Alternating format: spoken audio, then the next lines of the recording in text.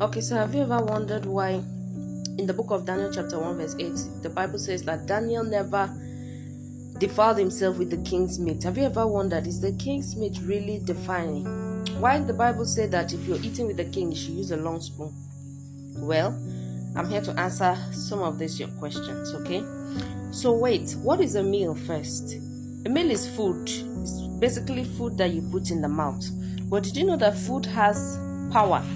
Yes, food has a lot of power. Now, in the book of 2 Kings, what gives that food its power? We find that in 2 Kings chapter 2, verse 19 to 21, when the men of Jericho came to meet with Elisha to tell them that their city is beautiful, but the water is bad, the land is barren. And he said, bring me the new cruise, which is oil, and bring me salt. What makes food, what gives food its power is salt. Now, what does this salt mean? When you eat somebody's food, it means that you are sharing loyalty with that person. Now, why Daniel refused to eat the king's meat is because he has to be loyal to the king. And of course, any governor that is under a king would have to be loyal. But that loyalty could be in the place of the king asking you to do something that is wrong, or asking your opinion about a particular matter, and you'd have to lie. Yes. So people that eat everywhere, you see this person eating, you join them, you go to this person's side, you don't have a particular place you eat, or you are just eating from any and everybody, you cannot be trustworthy, because the food you eat is meant to make you loyal.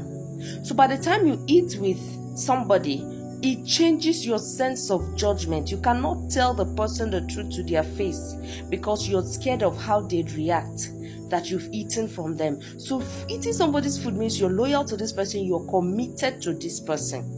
And some of you have eaten people's food and you still go behind them to criticize and condemn them without even finding out from them what they did wrong or not.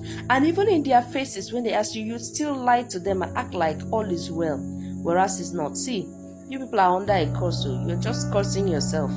If you eat somebody's food, you have no reason to go and criticize that person behind their back. That's what loyalty and commitment is about, isn't it? Yeah. So stop cursing yourself. After eating somebody's food, you still go behind them to curse them. The person doesn't need to curse you. The person will feel sad, they'll leave you to God, but trust me, that food is going to stand as a great judgment before you. Some people have eaten. That's why when you see Jacob made Esau sell his birthright. Why did he sell a birthright? We'll say it's just common food.